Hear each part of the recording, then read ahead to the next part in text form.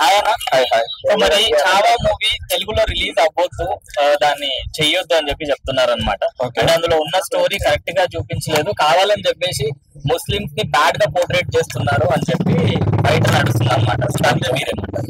So మనం ఒకటి గుర్తుపెట్టుకోవాలండి, ఇక్కడ కొంతమంది అంటున్నారు కాబట్టి మనం అందరినీ అనలేం. కొంతమంది అంటున్నారు కాబట్టి మనం సినిమా స్టోరీని కానీ అట్లా మార్చకుండా ఏ విధంగా కూడా మనం తెలుగులో హిందీలో ఎలా అయితే ఉందో సేమ్ అలానే రిలీజ్ చేయాలనుకుంటున్నాం. ఇంకొకటి చావా మూవీలో ఒక హిందూ వల్లనే ఒక మన సంభాజీ మహారాజ్ గారిని ఇట్లా చంపారు అంటున్నారు కదా. సో ఖచ్చితంగా చెప్పాలంటే ఒక హిందువుకి వ్యతిరేకం ఎవరైనా ఉన్నారంటే ఇంకో హిందువే అండి. హిందూ శత్రువు ఎవరైనా ఉంటారంటే వాళ్ళు హిందూసే ఉంటారు.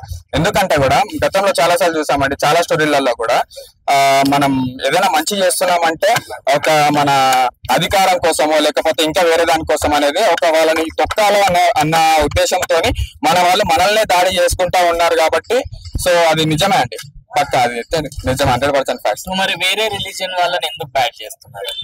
సో రిలీజన్ బ్యాడ్ ఏం లేదండి, అక్కడ ఉన్న స్టోరీ మనకి పూర్వంలో ఎలా అయితే జరిగిందో సేమ్ అలానే వాళ్ళు స్టోరీలోని స్క్రీన్ మీద ఎక్కించారు తప్ప అందులో ఎక్స్ట్రా వాళ్ళు ఏం యాడ్ చేసి తీయలేదు అయితే నా అభిప్రాయం అయితే. సో మూవీ ఎలా ఉండబోతుందని అనుకుంటున్నారు?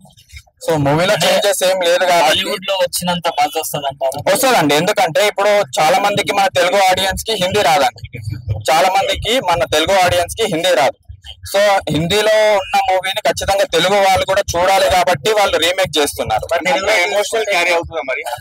ఎమోషనల్ అంటే ఇప్పుడు వాళ్ళు ఒక డిసప్పాయింట్ అనేది ఏం చేశారంటే మనకి సోషల్ మీడియాలో ఎన్టీఆర్ గారు వాయిస్ ఇస్తారని అయితే చాలా హైప్ ఇచ్చారండి. సో మేము కూడా అంతే హైప్ తెచ్చుకున్నాము. సో వాయిస్ అనేది సంభాజీ మహారాజ్ గారికి సెట్ కాలేదండి, నిజంగా టు బి ఫ్రాంక్ సెట్ కాలేదు.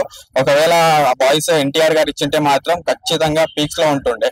సో హిందీ నేను చూసిన ప్రకారం అయితే తెలుగులో వస్తుందని అయితే చాలా ఎక్సైట్మెంట్ గా ఫీల్ అయినా, బట్ ఆ వాయిస్ అనేది సెట్ కాకపోయేసరికి నేను మళ్ళీ సినిమాకి టికెట్స్ కూడా బుక్ అవ్వలేదు, టికెట్ బుకింగ్ ఓపెన్ చేసి టికెట్స్ కూడా బుక్ కాలేదు సగం కూడా. సో మాక్సిమం ఏమైందంటే ఇప్పుడు మనకి హిందీలో రిలీజ్ అయినప్పుడే స్టోరీ ఎట్లా ఉంటది అనేసి తెలుగు రాని వాళ్ళు కూడా మనకి వెళ్ళి చూసి, హిందీ రాని వాళ్ళు కూడా వెళ్ళి సినిమా చూసేసారు ఆల్రెడీ.